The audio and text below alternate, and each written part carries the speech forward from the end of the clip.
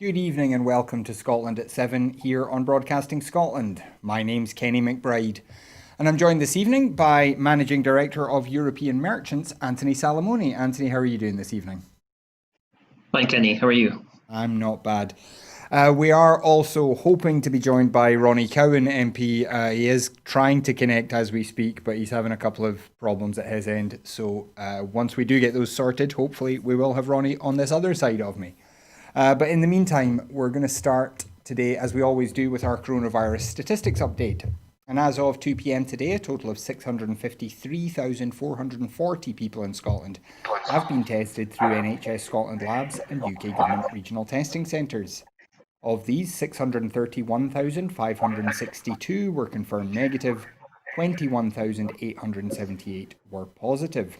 There were 159 new confirmed cases of COVID-19 in Scotland today, but once again another day with no new reported deaths. This will of course be an underestimate of the total number of cases, as not everyone with the virus will display symptoms and not everyone who shows symptoms will necessarily get tested. Although as always we remind you, if you are showing any symptoms, please do book a test as quickly as you can. Of the people who have tested positive, 274 people were in hospital last night, 6 of whom were in intensive care. The number of patients in Scotland who have died from complications caused by the coronavirus infection now stands at 2,499. This number only includes those who have died in hospital, having received a positive test for the virus.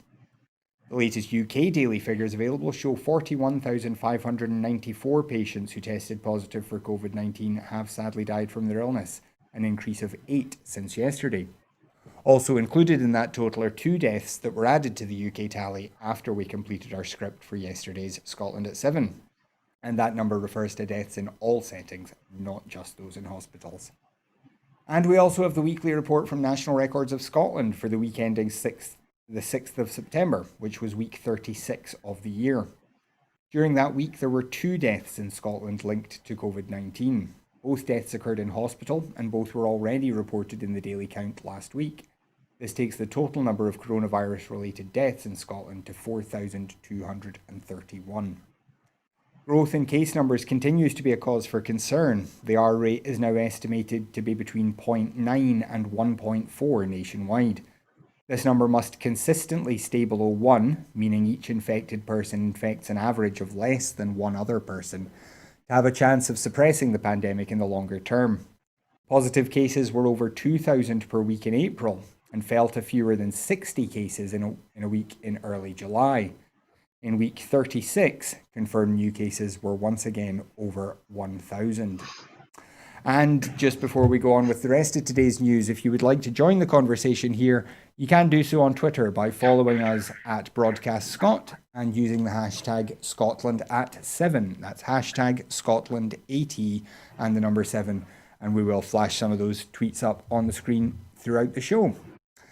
But our top story tonight, the Scottish Government has said it is impossible to recommend the Scottish Parliament give consent to the UK Government's Internal Market Bill. The bill, which was published by the UK Government today, engages the Sewell Convention, and therefore the UK's constitutional rules require the consent of Holyrood. Constitution Secretary Michael Russell said if the UK Government refuses to respect the will of the Scottish Parliament, it will demonstrate once more that the UK's constitution provides no protection to the devolution settlement, and the UK Government can ignore the rules when it chooses. Mr. Russell said there is no mechanism to challenge such disregard for accepted practice, demonstrating that the UK is not a genuine partnership of equals. And Anthony, I mean, this has been a big story ever since we were first briefed on what might be in the Internal Market Bill, but the publication today makes it pretty clear that for the devolved administrations, it's going to be very difficult for them to give consent to this, isn't it? Yes, absolutely, Kenny. I mean, we knew from the white paper on the internal market, which was published in July and gave a very short consultation period, that the UK government was moving in this direction. I think that throughout the Brexit process, we have seen a UK government which is determined to deliver a very particular kind of Brexit, regardless of almost anything, certainly regardless of devolution, now perhaps even regardless of international law. And it doesn't want anything to stand in the way of its objective of achieving a very hard Brexit, or indeed a no-deal Brexit, and if devolution or the will of the Scottish Parliament or other devolved legislatures across the UK is contrary to that, then it clearly doesn't seem to matter much to them. That is, that is very worrying on a number of levels, which we could go into. One is that the whole point of devolution is to allow different parts of the UK to pursue different policies. And that's backed by democracy, that people here in Scotland and indeed in Wales and Northern Ireland, they elect their own government, they elect the Scottish Parliament and in turn the Scottish Government to act on their behalf.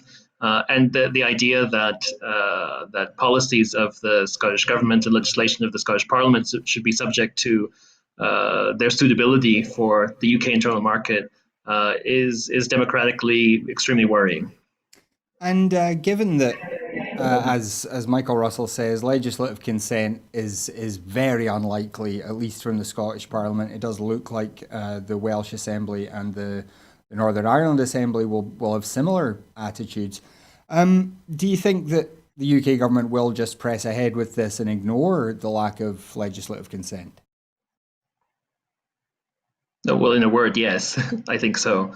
It's clear that this UK government under Boris Johnson has a very, very specific agenda. It's to implement the kind of Brexit wants, but also to transform the institutions of the UK state, such as they are or were, into whatever suits them best. I think when you look through, in particular, the internal market white paper, it's riddled with references to the convenience of business and ease of trading. And the business likes uniform regulations. It doesn't like too many regulations. I mean, those are very, very particular kind of statements that point to a worldview which clearly is not shared across parts of the UK and not shared within the consensus in the Scottish Parliament. And that doesn't seem to bother them much. Well, of course, there has been reaction outside the UK, and Ursula von der Leyen, President of the European Commission, tweeted today that she was very concerned about announcements from the British government on its intentions to breach the withdrawal agreement. This would break international law and undermine trust. Pacta sunt servanda is the foundation of prosperous future relationships, she said. The Latin phrase meaning agreements must be kept is a basic principle of international law. The publication of the bill on the day the EU's chief negotiator arrived in London for a fresh round of trade talks suggested to some that Prime Minister Boris Johnson might be trying to goad the bloc into storming out of the negotiations. Anthony, I suspect that if that is Boris Johnson's goal, he's not likely to have a lot of success, is he? No, I mean, Michel Barnier is a very professional negotiator who has the backing both of the Commission President and of 27 EU member states. And it's perfectly clear that, as the EU has done throughout the Brexit process, the EU will be pragmatic but principled. Pragmatic in the sense that it will continue to negotiate and act in good faith with the UK as it's always done. But it will also stick to its principles. That, first of all, to uphold international law, but secondly, in terms of protecting the integrity of the single market and the customs union, and ensuring that what the UK signed up to in terms of state aid and other provisions, both related to Northern Ireland but also generally, are implemented. So the UK will not abandon the talks just because the EU rather will not abandon the talks just because of the UK government's actions, but it will be very concerned by these developments. And recognize, as the international community does, that it's hard to know whether or not any commitments that the UK government makes in these current negotiations on the future relationship could be honoured if they were formulated into a new free trade agreement. And that just makes it hard to do any kind of negotiations or business. The international system is based on the concept that states will honour their commitments. And if the UK government proceeds not to honour its commitments with respect to the Northern Ireland Protocol, then that makes it very difficult to reach an agreement that the EU is confident the UK will fulfil. And I think we have been joined now by Ronnie Cowan. Ronnie, good evening. Good evening. And I don't know how much of that you caught, but we were talking about the reaction of Ursula von der Leyen to the announcement by the British government that they're considering or are willing to break international law. What do you think this does for the British reputation in the world? It depends what you think the British reputation in the world actually is from a starting point. This is new. This is the latest scenario, latest situation this government have got themselves into through simply being unable to negotiate in the true sense of the word. They came to this saying, we're going to play it hard, we're going to take this line, and they're continuing to do so, and they're flouting now international law, and they're being called out for it. What worries me most is not what the world thinks of the United Kingdom right now. What worries me most is that these people who are in charge of these negotiations on behalf of Westminster and the UK government simply don't get it. They've been seeing the warning signs have been there time and time again that says you have to be more responsible in your approach, you have to be more open to dialogue, and continually they've adopted this attitude of we know what we're doing, the rest of the world will follow our lead, and it'll be all right in the night. Well, it's not, and I've said that many times before. And their arrogance, their hubris, which they take into those negotiations, has now been called out by the EU. Well, reactions haven't just come from opposition politicians. Welsh Tory Shadow Counsel General and Shadow Minister for Culture and Communications, David Melding MS, has resigned his post in protest at the power grab contained in the Internal Market Bill. He said he had misgivings for some time about aspects of the UK government's approach to developing a new relationship with the EU and aligning devolved governance with the demands of an internal market in the UK. Mr. Melding said the publication today of the Internal Market Bill had done nothing to lessen my anxieties about the dangers facing our 313-year-old union. Indeed, they have been gravely aggravated by the decisions made in the last few days by our Prime Minister. This question of legal officers resigning in protest at this, and now the Shadow Counsel General, which is the equivalent, the Counsel General is kind of the equivalent of the Lord Advocate in Scotland. What do you make of this? These legal officers and legal at least opinions within the Tory party itself coming out against this internal market bill? Well, it's quite something. Ronnie. Yeah, it's quite something. It proves the point that these people who are not politicians have been pushed to the brink of trying to do their job in a responsible manner, and they've been hindered by politicians all the way down the line. And now they've got to their breaking point. Everybody's got that point. It'll be the last straw in the camel back.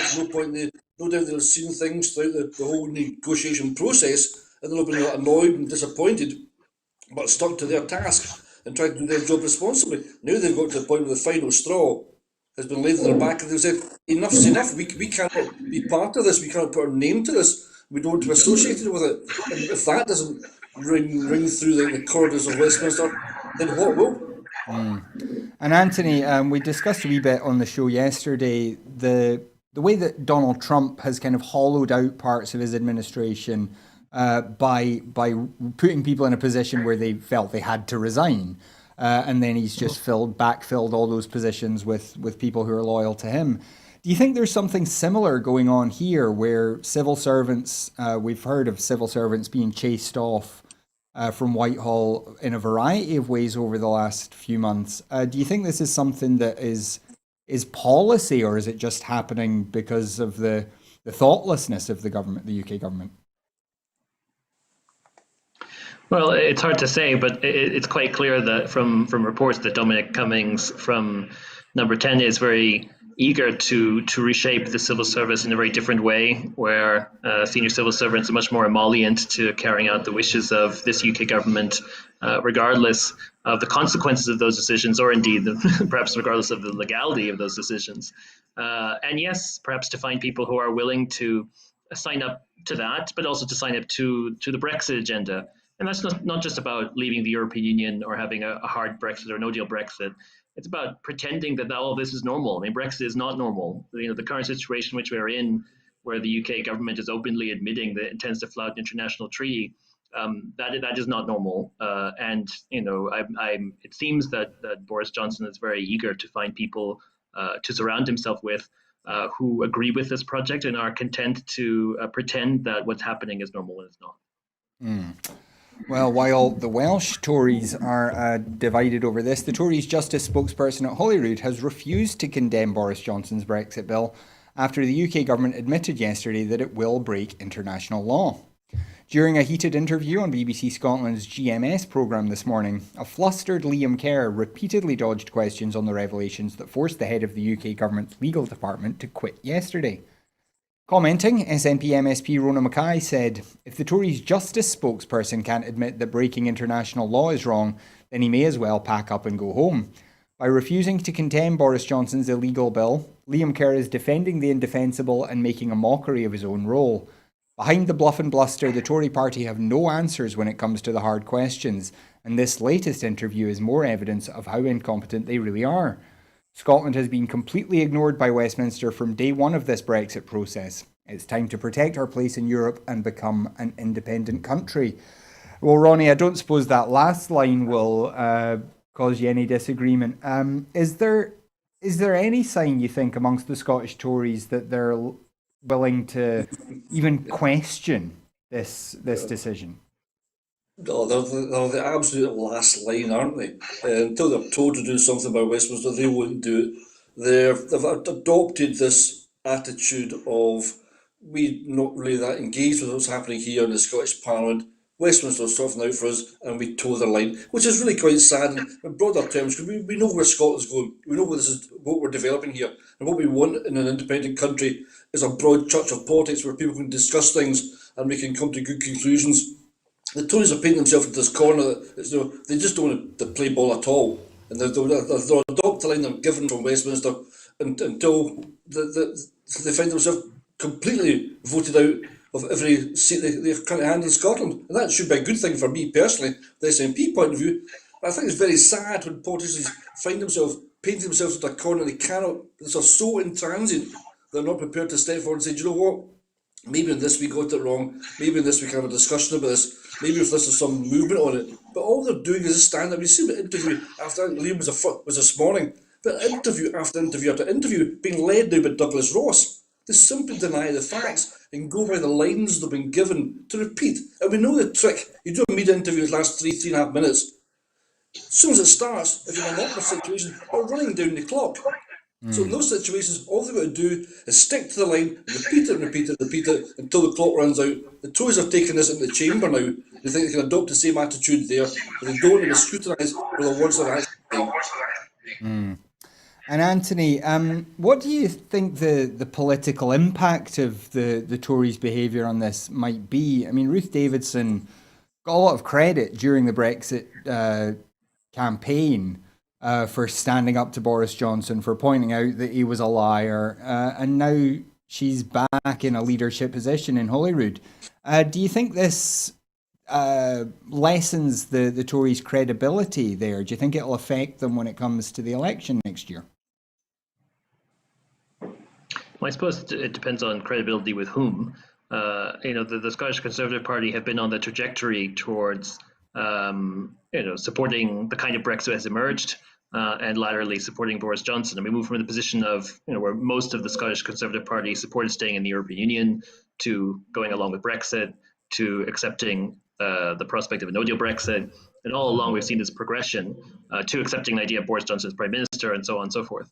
So they are clearly stuck on that track and seemingly content with it.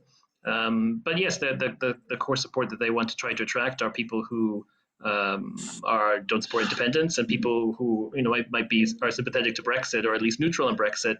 But that's not a large constituency in Scotland. Certainly one that would never be large enough to make you the government of Scotland. So it's an odd strategy, and certainly one which is not in keeping with majority opinion in Scotland. So that they are a pro-Brexit party and a pro-Boris Johnson party, and we'll see how well that does for them. Well, we will, of course, keep monitoring this as the internal market bill keeps progressing through Parliament. But now we have to turn to some other issues, and pressure is mounting on the Tory government to U-turn over its refusal to extend the furlough scheme to protect hundreds of thousands of jobs and businesses, with the SNP warning that failing to do so risks ushering in a jobs apocalypse. Leading for the SNP in today's Opposition Day debate at Westminster on the extension of the scheme, the party's Shadow Chancellor, Alison Thewlis, urged the Tory government to make good on its pledge to do whatever it takes to protect jobs and people's livelihoods. With local restrictions being put in place and coronavirus cases rising in recent days, Thewlis said the Treasury should be extending and strengthening support rather than prematurely winding it down at this critical time.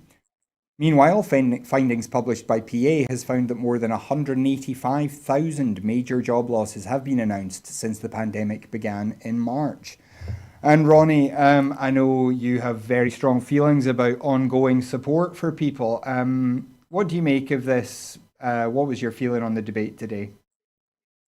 I think what it's highlighting is that no one's saying the COVID crisis was ever going to be an easy situation, but we've got into making policy on the hoof. Now, okay, you can maybe accept that back in March, April, we're all getting dragged into it. It was a new world for us all. But at some point, the government should have been putting people to the side and saying, you start thinking about an exit strategy. When are we going to, or how are we going to come out of this? Timescale is difficult, I accept that. But the fact that they've now got to a situation where they think we're emerging from this crisis, so all we do is remove all the things we put in place at the beginning and everything will go back to normal. And that's a lack of governance, that's a lack of forethought, that's a lack of planning. I'm saying it's a hard situation. The world is learning this as we go through it. But other countries are simply doing it better. And the forward planning should have been put in place. I accept that on a day-to-day basis, people had to be there to say, okay, what's happening and move the country forward. But there should also be some cognizance that we were going to come out of this at some point and we had to have a plan in place. And yet again, there is no plan in place. That's the consequences of that and what we're now seeing. And I hate to repeat myself, but when you challenge the Tories and say, you could have done this better, what are you going to do about it? They just become totally intransient and go into a state of denial that there's a problem. Well, you've just read out the numbers there of people being made redundant during COVID. What is waiting for us around the corner when we come out of this situation and people try to go back into the workplace? And the answer is they don't know. They've not done that planning. They've not thought about that. And they certainly don't have anything in place to alleviate that problem. So they have to extend furlough. And they have to start now. Don't waste that time. Don't waste the time to extend furlough. Use that time to plan for how we're going to exit furlough and at least be as strong as we were before we went into it. And Anthony, as Ronnie said, other countries have done this differently. France and Germany, most notably, have a furlough scheme that's going to extend for another 2 years or so. What do you think is stopping Britain from doing this? And do you think the European countries that have extended their schemes have got it right? Well, in short, yes, I think that they have got it right. First off, that this pandemic has not gone away, and it's not going away, and it's not going to end in October just because the UK government have set that for the end of the furlough scheme, and we need to learn to live with the coronavirus in the medium and long term. So this uncertainty will persist. And it's entirely right that governments take extraordinary measures to try and protect people's jobs and livelihoods and to provide stability and continuity when we don't have much of that. Incidentally, that would also have been an extremely good reason why the UK should have extended the Brexit transition period. But anyway, that's a separate issue. But yes and no, if you look at Ireland, for instance, they extended one of their main coronavirus support programs, yes, until March or April of next year for now, and maybe even extended further yet. And the only reason I could think why the UK government want to go ahead with the plans they've already said is because they're not entirely convinced that this kind of level of state intervention is good. But of course, yes, it is. It is extremely extraordinary circumstances we find ourselves in, and it's important to try and find new solutions which make sense, and to recognize that many of the ways we did things before aren't suitable for the circumstances we have now. And Anthony, just on that note, you mentioned state aid, and of course that's one of the things that there's a big fuss over in the Brexit negotiations. It's kind of contradictory to be demanding that the EU allow state aid of any kind that the UK decides is appropriate, while they're saying there is to be absolutely no state aid because, according to the Bank of England yesterday, there needs to be this period of adjustment, and some businesses just need to accept that they're going to fail. Yeah, so I think that points to the fact that the current UK government's approach to Brexit is a very ideological one. It's not necessarily based on the raw mechanics of we'll have the powers on this issue or another issue and so on. It's about trying to demonstrate that the UK is somehow different from the EU in this particular respect, and so we picked this issue to focus on as one aspect. The other is it's important to demystify state aid a bit. I mean, without going into any great level of detail, it's not as if you could never support businesses through EU state aid regimes. It's just that you need to talk to the Commission, you need to get approval, and demonstrate that it's something that's worth doing, that doesn't manifestly contravene EU rules or manifestly undermine the single market. Germany, for instance, gives out a fair amount of state aid to companies, but it goes through the correct processes, gets the approval of the Commission. The UK could do that under the arrangements that are foreseen in the withdrawal agreement. Also could have done that as an EU member state. So yet another reason why Brexit, as ever, wasn't ever necessary. Yeah. Well, still on the subject of people's incomes, the SNP's Shadow Work and Pensions Secretary has urged the UK Tory government to maintain the £20 increase to universal credit instead of axing it in April 2021 and extend it to other legacy benefits. Ahead of the UK government's autumn budget, leading anti-poverty charity, the Joseph Rowntree Foundation, has published a report setting out how the £20 increase has been a lifeline for families during the coronavirus crisis, and called for it to be made permanent and extended to legacy benefits to strengthen the social security net. The report follows repeated calls from the SNP for Boris Johnson to take action to rebuild the social security net after his party spent a decade dismantling it with austerity cuts, which only served to exacerbate poverty in the UK. Now, Ronnie, I think you would probably suggest a more wholesale reform to the social security system. But this £20 bonus that we got during the coronavirus crisis, it was a bit of a shallow kind of way to ward off criticism of universal credit when suddenly a whole lot more people were about to have to sign on, really, wasn't it? Well, it was maybe a wholesale admission that universal credit originally wasn't doing the job. Why did they have to wait until COVID came along to say to people, here's an extra 20 quid, But as you say, the current social security system, welfare system, in the United Kingdom is shambles. People are not paid the money to give them a decent standard of living. We've got all sorts of horrendous problems and health problems associated with it as well, because so many people are living in poverty. So yes, we don't want to make it any worse. So keeping the £20 in place is the obvious thing to do. But as you say, I want for far more widespread overhaul and complete rewrite of the social security system in Scotland and broader throughout the United Kingdom. And as I'm going to plug again, a universal basic income is a solution that I believe we should be investigating to its full. And on that note, Ronnie, just as a wee kind of side note, have you had any joy recently in discussions with the UK government about allowing the trials in Scotland? No, short answer, but there's a group of us getting together now through UBI Labs, which is going beyond the MPs, MSPs, councillors, and beyond to try and bring more power to bear. So it's people, and to an extent, taken away from politicians and just making the case more forcefully. But the UK government is still it's one of those lines. As soon as you say UBI, you just see the minister reaching for his briefing paper, and it basically says, "We don't support UBI. We're not going to talk about it. We're not going to talk about it," which is maybe the most disheartening thing of all. And Anthony, really, this question of the universal credit. I mean, the short-term bonus. It does seem quite odd to introduce that just for a few months, and then once the crisis is over, potentially by April next year, if it's anywhere close to over by then, there are still going to be lots more unemployed people still trying to survive on a very, very low income. It doesn't make a lot of sense to reduce this again, does it? No, because it speaks to what we were talking about before, which is that the UK government have introduced, the measures, I think, under pressure from seeing what other countries had done, seeing the kinds of intervention. I mean, back in March that France and Germany were putting in place, and realized, we have to do something like this as well, and a desire to have those in place only for as long as necessary. But I think when you look at what's happening at European level, not just in individual member states, but in terms of the European Union as a whole, there's certainly been a desire to try and do things differently. Certainly when you look at the coronavirus recovery plan, where the European Union for the first time is borrowing €750 billion collectively, all the member states together, and distributing it to countries most in need, particularly Italy and Spain. And that's not just about coping with the pandemic, it's about trying to facilitate the recovery. economic recovery in those countries. And so the EU is willing to innovate, to do something completely new, to move into a space of fiscal integration that we hadn't expected before because of the existential nature of the coronavirus pandemic.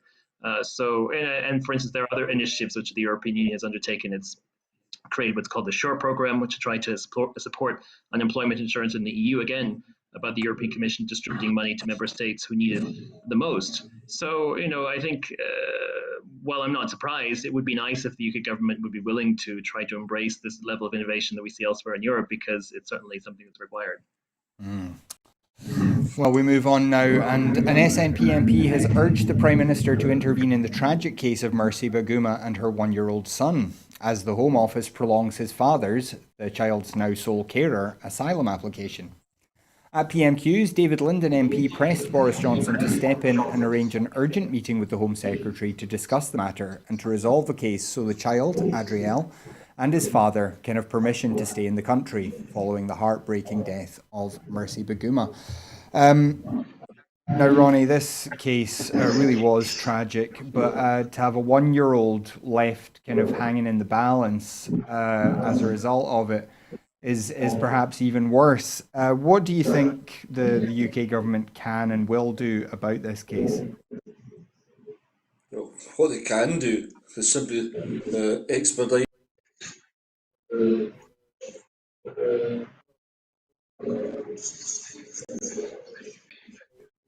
that worry is hanging over the guy. What they will do is they'll push out as long as they possibly can. When I was reading of this yesterday, it reminded me of the wee boy, the Syrian boy that was Alan Kurdi, whose body was washed up on a beach. And we looked at it at the time and thought, can it get any lower? How horrific is this? We're treating refugees. How bad is this? And yet, here we are, further down the line, and we're still treating refugees in a quite appalling fashion. And now this young boy's been robbed of his mother, and his father's been put in a horrendous situation. So there's plenty the UK government could do, and people would understand it. People would even applaud them for doing it, but will they do it? Not when you see what Priti Patel's been saying about the people coming across the English Channel, and she's doing this hard line. Again, it's a hard line. This is what we do. What they do, they toe this hard line and says, we think because we don't cross that, we're strong. Sometimes it's the strength is to actually back down and realise you've made a mistake. And they seem to me to be incapable of doing that. I hope I'm wrong. I hope they turn around tomorrow and say, of course this boy's father can say, of course they can. But I don't see it coming. Anthony, as Ronnie says, during the last few months, we've seen Priti Patel become extremely vocal on the invasion of migrants across the Channel, and this talk about activist lawyers getting in the way of all these returning people that they want to do. What do you think is driving that side of the government's behaviour over the last wee while? We know that immigration is one of the focal points of the pro-Brexit campaign, obviously used during the EU referendum, but subsequently by Boris Johnson and all of his acolytes, and creating and stoking that degree of division and fear is something which clearly they think is both successful politically, and perhaps they even think it makes for good policy. I can't see why, but perhaps they do. And obviously we put this into, first of all, the humanity of it is very important to keep in mind, but secondly is the context. We're talking about thousands, maybe tens of thousands of people who might make it to the UK from crossing the Channel, perhaps less, when Turkey is hosting 3 or more million Syrian refugees. Germany took 1 million refugees, and other countries have taken large numbers. So first of all, to put that into context, the UK government will always say that they spend money, but they won't take refugees. But the UK could and should do a lot more, and not just, of course, from the situation in the Mediterranean, but indeed more globally. But I think at the core, it reflects this false dichotomy that they try to create between security and migration. The idea that somehow allowing immigration to take place, be it legal or illegal in any dimension, poses these grave security risks that will lead the state to crumble, and that's manifestly not the case. Of course, it's important to have routes to legal and safe routes to legal immigration, and that's crucial. But secondly, to decouple this idea that migration has to be securitized, that it's all about law and order. It's not. It's about people who are seeking, protection from desperate and difficult circumstances, places around the world, and that showing compassion and humanity is the best way to build an inclusive and fair society. Well, to people being moved around the world in a different way now, 24 people have been arrested during a Police Scotland-led, internationally coordinated operation targeting an organised crime gang suspected of human trafficking for the purposes of sexual exploitation. 10 individuals were arrested in the UK in connection with offences related to serious and organised crime and human trafficking. 14 suspects are being held by Romanian police. A number of potential trafficking victims were also recovered from several of the addresses in the UK and Romania. Various locations were targeted in the early hours of this morning in a joint day of enforcement involving simultaneous deployments across Scotland, England and Romania. Officers from Police Scotland's National Human Trafficking Unit worked with the National Crime Agency and Romanian Police's Directorate for Countering Organised Crime, Trafficking in Human Beings Department. Further support was provided by officers from Leicestershire, West Midlands and Northamptonshire police forces. During the operation, police attended 4 premises in Glasgow and Aberdeen, 5 in England in Leicester, Coventry and Northampton, as well as 23 addresses across Romania. And Ronnie, this is something that we know it happens, but every time you hear about it, it's just a sickening thought that these people are being trafficked essentially as slaves around Europe. Do you think we're doing enough to deal with these cases? Well, the issue is, in this particular case, that these people have been smuggled and trafficked across Europe, as you said, for sexual exploitation.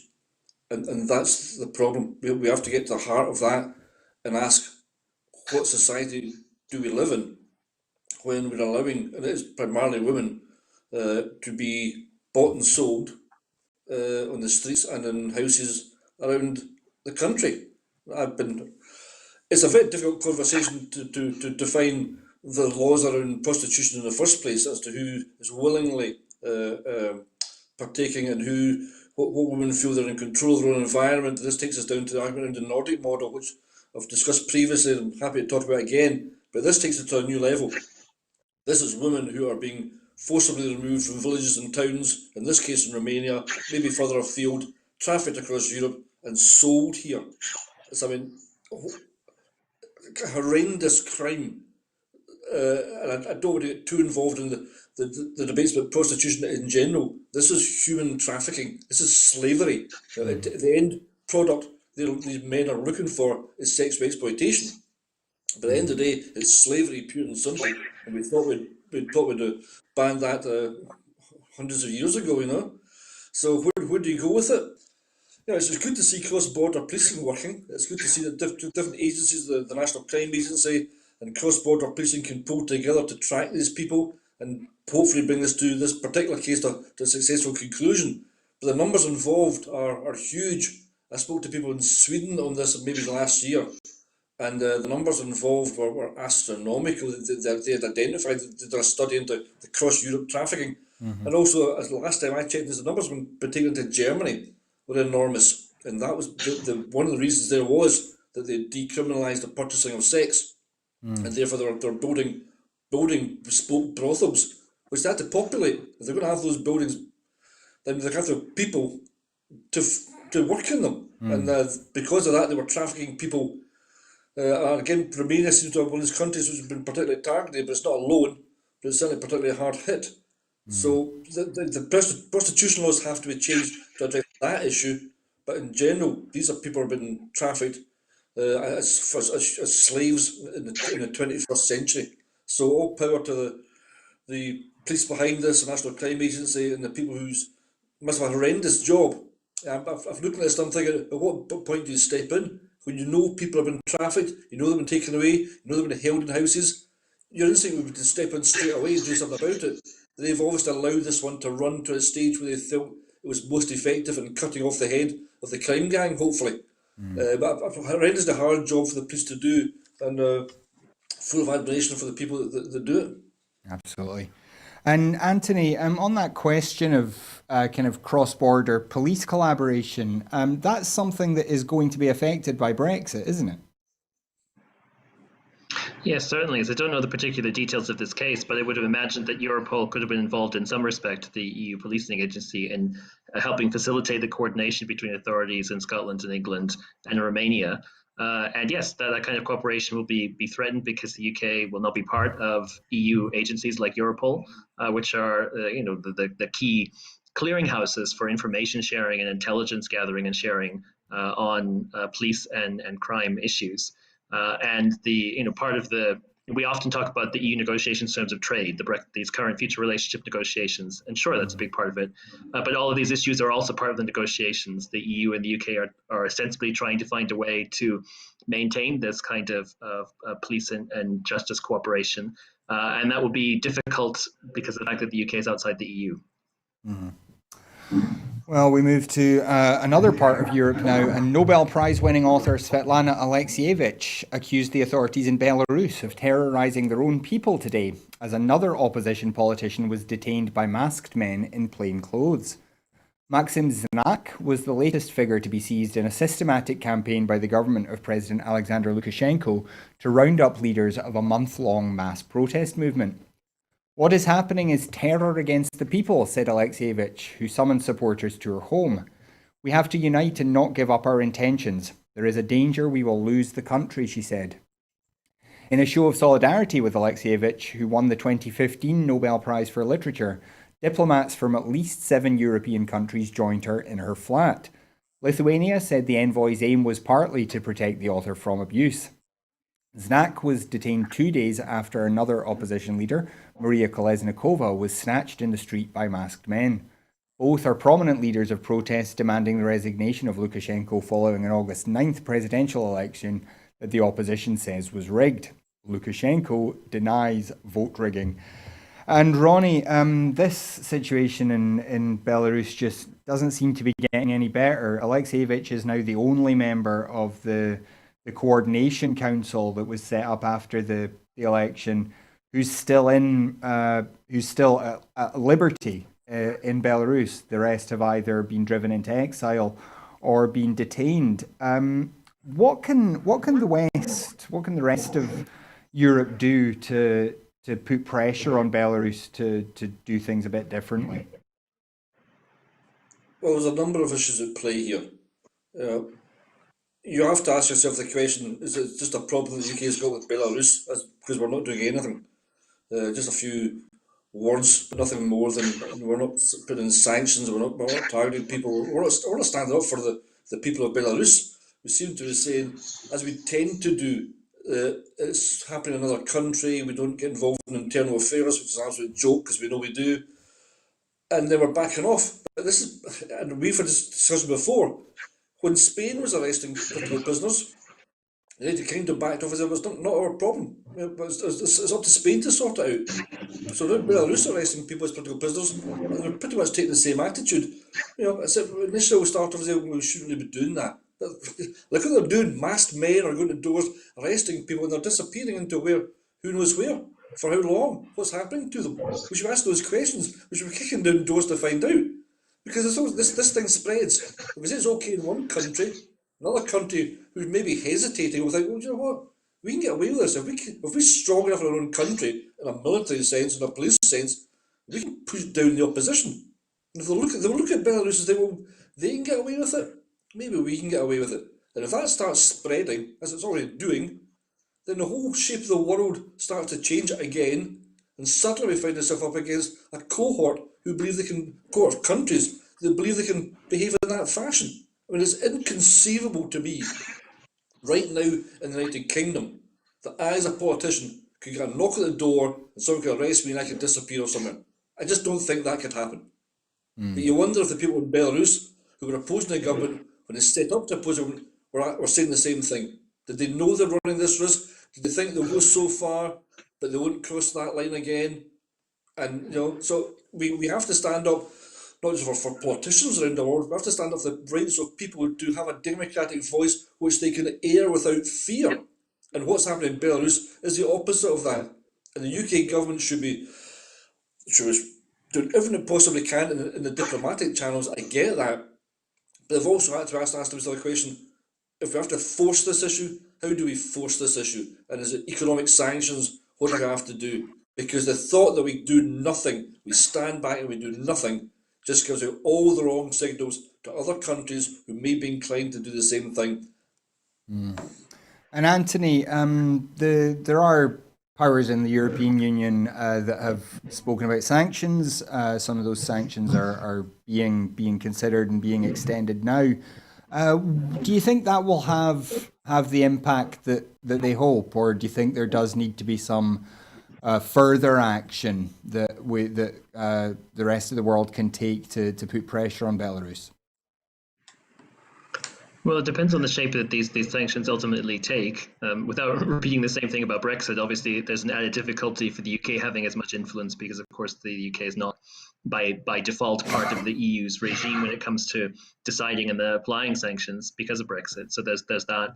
But no, obviously Belarus's key relationship is with Russia. So, from a diplomatic perspective, if the EU were able to, I think it's very unlikely, but if the EU were in a position of being able to convince Russia of the need to promote a more healthy, any kind of healthy political dialogue rather than state repression in Belarus, then obviously that would be the main driver to do so. Why would Russia do that? Well, not necessarily for democratic reasons, but I suppose Russia obviously would want to avoid Belarus descending into even greater instability. So perhaps that might be motivation to do so. But I think in terms of EU member states, from my perspective, it's always worth listening to the countries which have the most experience of Russia. And of course, none more so than the Baltic countries. And Lithuania has been the most prominent country, both in sheltering dissidents fleeing from Belarus and calling for tough action in terms of sanctions and so on. They understand how Belarus works. They understand how Russia works. They have lived through that experience unwillingly. And I think it's always worth taking their views into account and shaping EU policy based on the experiences which they lived through. Absolutely. Well, we move on now, and trials of a vaccine developed at Oxford University and manufactured by AstraZeneca have been paused after a participant became ill. Although AstraZeneca has not confirmed this, the patient has reportedly been diagnosed with transverse myelitis, an inflammation around the spinal cord that can cause loss of sensation, a feeling of pins and needles, problems using arm and leg muscles, and sometimes even problems with the nerves controlling the breathing and bladder. It's not yet clear whether the vaccine caused the condition, which is why the trial has been paused for further investigation. Transverse myelitis has been reported as a side effect of some vaccines, especially for hepatitis B, but it is extremely rare. Ronnie, this isn't necessarily a barrier to this vaccine still being usable. If it is an extremely rare event, then vaccines can still be approved in that situation. But it is just a knockback. It is a frustration when we're all just waiting for a vaccine to be available, isn't it? Yeah, what struck me about this was actually reminding me of a story a few weeks ago when we were accusing Russia of trying to infiltrate our research. And at that time I thought, are we not sharing our research? Surely whoever's developing a vaccine shares that information and we make a vaccine and the world gets it. I'd hate to think we're hunkering down into our own little countries and saying, we're going to develop a vaccine and we're going to sell it to the world. So that was my first inclination was all research into this vaccine should be shared by establishments around the globe, and we should all be working together to find a suitable vaccine which should be given to the world, and we shouldn't be trying to make money in the back of it. It's the speed involved, the time involved in developing a vaccine is never quick for good reasons. If we hear a great success, and maybe this is an effect, a side effect which we don't want, and we ignore it and rush the marketplace and make it available, the outcome could be absolutely horrendous. So I absolutely understand that products have to be tested and tried and licensed before they come to the marketplace. There was talk earlier on in the week of an unlicensed vaccine being allowed to be used. Well, the UK government have not got a good record of using unlicensed products, even if they're licensed in other countries. So I don't see what their haste is here. So my view would be we'll get to a solution quicker if we work together to get to that solution. And if UK is working maybe hand in glove with another couple of countries, and other countries are working together, and the US is working within itself, then we're duplicating work and we're slowing down the process. So to me the focus should be on getting international cooperation for us all to find a solution and move forward. But in terms of this work that AstraZeneca have been doing, it's a difficult situation. If they rush the marketplace with a product which isn't ready for it, they'll get absolutely slaughtered for it later on. And at the same time, the world is screaming for a vaccine, so they're stuck in a very difficult place. Absolutely. And we do just move now to our final story for the evening. Investors are being invited to get behind more than £1 billion of low carbon, eco-friendly and recycling investment opportunities. Led by the Scottish Government, the Green Investment Portfolio promotes market-ready projects that will help Scotland transition to a net zero economy by 2045 and are seeking private capital.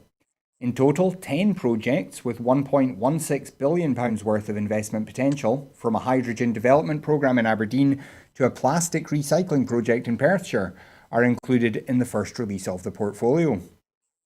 Launching the portfolio at Lanarkshire's Moss End International Rail Freight Park, one of the projects featured, Economy Secretary Fiona Hislop said, "Worth around £300 trillion globally, we know that the market for green finance is burgeoning, and Scotland's natural assets and reputation for innovation make it a highly attractive place for that investment.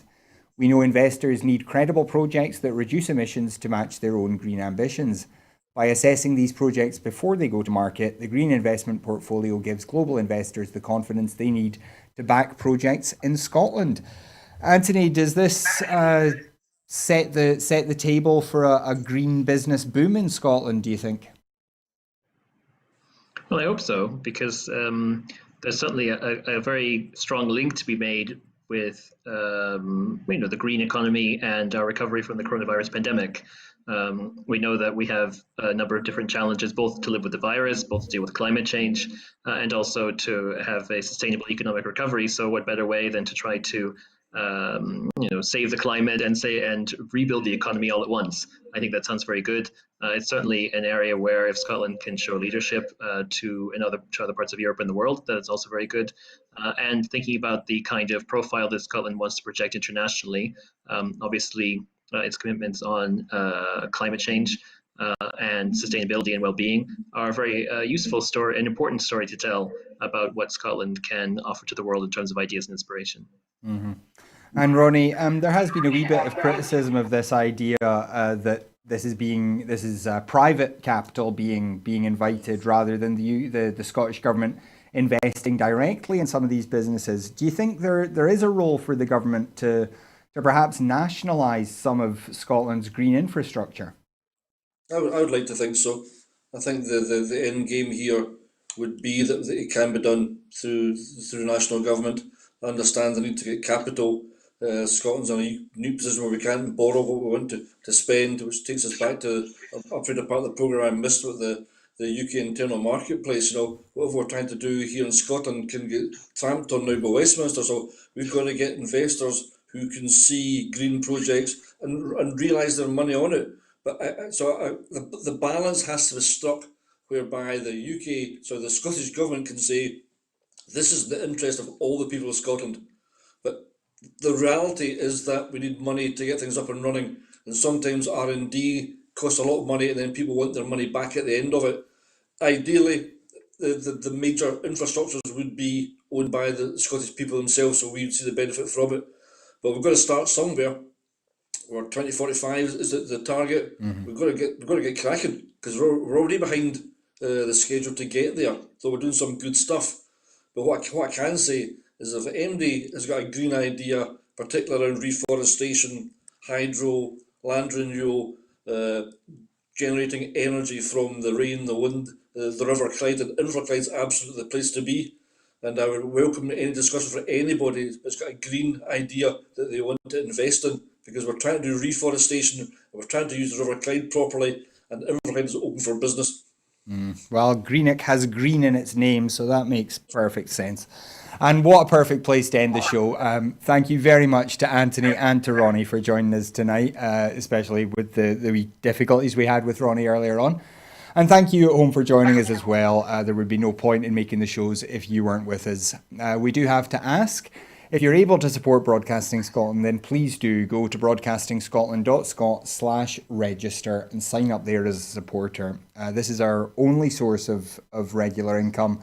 And without your support, it becomes very, very difficult for us to grow and develop into the broadcaster that we believe Scotland deserves. So if you are able to support us, please do. If you can't, we absolutely do understand. Shows will always be free to view online, though. We're not going to make you feel bad about it. But what we are going to do is encourage you to follow us on Twitter at Broadcast Scot, to find our Facebook page, to subscribe to our YouTube channel and click the bell icon there so that you get updated when new shows are broadcast. And then share those shows around. Your word of mouth is the best way for us to spread the word about what Broadcasting Scotland does. So please do let everyone you know that you watch the shows, and let them know what you get out of it. And hopefully they can come and join the audience as well. And finally, we've talked a great deal about this recently, but we are looking already towards the election and potentially an independence referendum next year. And we're going to need more people to help us cover all of that. So if you're interested in getting involved in all of that, we can offer you training. If you don't have any experience, if you do have some experience, we can just slot you in somewhere here. But we do need people. So if you or anyone you know is interested in learning about how TV is produced, learning some new skills, or perhaps brushing up on some old skills, then do please get in touch with us. We would love to have you. But that is absolutely all we have time for tonight. Gordon will be back tomorrow at 7 with regular Scotland at 7. I'll be back on Friday, where I believe I'm going to be talking to Deirdre Brock MP. But I'll then be back on Sunday with the full Scottish, and at the moment I have no idea who we're talking to then. But until then, thank you once again to Ronnie Cowan and to Anthony Salamone. Thank you again for joining us, and have a great evening. Good night.